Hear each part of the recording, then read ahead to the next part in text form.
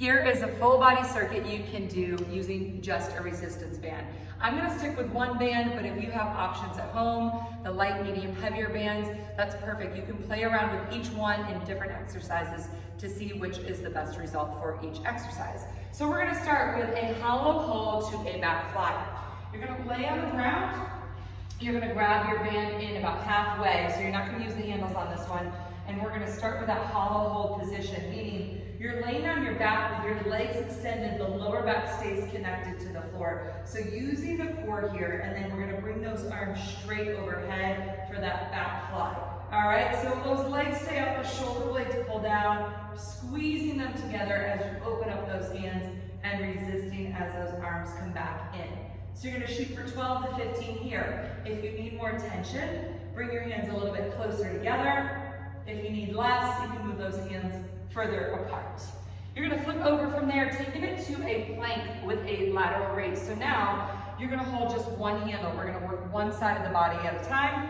The other hand is gonna go right about the middle of the band, maybe a little bit closer to the handle that you're using. From there, you can be in a plank or a modified plank.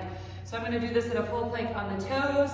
The arm is gonna be nice and straight. You're gonna take it out to the side for a lateral raise. So here we go. We're gonna take it out, bringing that arm up, shoulder height, resisting as it comes back down. Now, if you wanna add more tension, move your hand closer to the handle that you're working. That'll increase it. Lifting that arm up, squeezing that shoulder blade in. If you need to go to the knees, totally fine. Same idea. You're on the knees, glutes are tight, abs are in, lifting and resisting as you lower back down. You're gonna go 10 on each side for that plank to lateral raise. From there, we stand it up, taking it to a traditional bicep curl. So your feet are gonna come to the center of your band. Palms are gonna face up, feet are hip distance apart. We're gonna add that bicep curl. All right, now if this is too light, maybe take a little bit more band underneath your feet. So step those feet out a little bit and then squeeze it up. That'll increase it. If you need to lighten it up, you can bring those feet much closer together and that'll give you more room with those arms and less tension. From here, we're gonna hinge forward for a tricep kickback. So on that bicep curl, tricep kickback, you're gonna go 12 to 15 each. Hinging forward, shifting those hips back, drawing the abs in. You're gonna pull your elbows up high, squeezing them nice and tight into your side body, and then extending those arms straight back. All right, options here. You can either keep the palm up, in towards your body, or backwards. You can also twist if you would like to. So you can twist those hands, rotate them as you bring those arms back. But again, squeezing through the back of the arms, shoulder blades should be nice and pinched together, and the abs are drawn in. From there, you do need something a little bit higher. You're gonna loop the band around.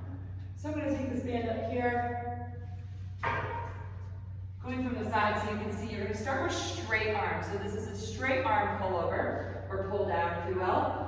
Okay, a little bend in the arms, or a little bend in the elbows, a little bend in the knees, arms out straight. You're gonna bring those arms straight down toward your hips. So if you don't have something that works, totally fine. There are other ways that we can get in to that side body, like a row. So from here, you're gonna take it in to a low row. You can loop it around something a little bit lower. So you take it into that low row around a pole much lower. However, if you do have that higher option, there's another thing we can do up there with a lat pull down. So you're gonna hinge forward, extend those arms out, hinging forward, bracing through the core. You're gonna bend those elbows out to the side in that field goal position. So squeezing those lats as you pull those elbows down and out, resisting as you go back. Again, if you need more tension, step further away from that band. Two more things we're gonna do with a little bit lower position, wrapping that band around something for the upper body into a chest fly. So you're gonna go 12 to 15 here, facing outward. Hands are on either handle, a little bend in the knees, a little bend in the elbows, and you're bringing those hands together, heart center, resisting as they open. So squeezing that chest, bringing those arms together without shifting your weight forward. So keeping your body still, just those arms moving in and out. You could also do a chest press here. So flip the palms down, bend the elbows back, and press in and out. So either a chest fly or a chest press will work. Next thing we're gonna do exercise is to take both handles in two hands, stepping slightly away from where you have it looped around. You're going to take those shoulder blades back, a nice wide stance in your feet. We want to keep those hips square so you're not twisting your whole body. We're going to twist from the torso. So really squeezing and engaging those obliques as you twist, keeping those shoulder blades pulled back. So it's not really about the arms pulling you, it's about that waist twisting and resisting to get into those obliques. You're going to go 10 each side with those oblique twists. Two things for the lower body we have to finish out. So coming in to a squat position with the band underneath. So you might want to hold those arms up to increase that tension.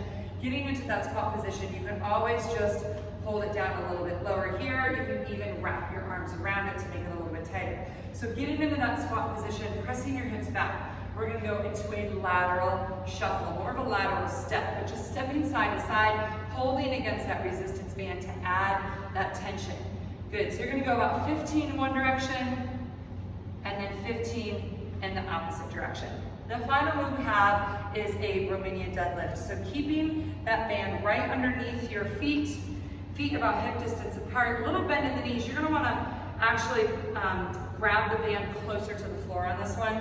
So you're gonna hinge forward, shifting the weight back, your hips go up, and driving as you stand back up, squeezing those hamstrings.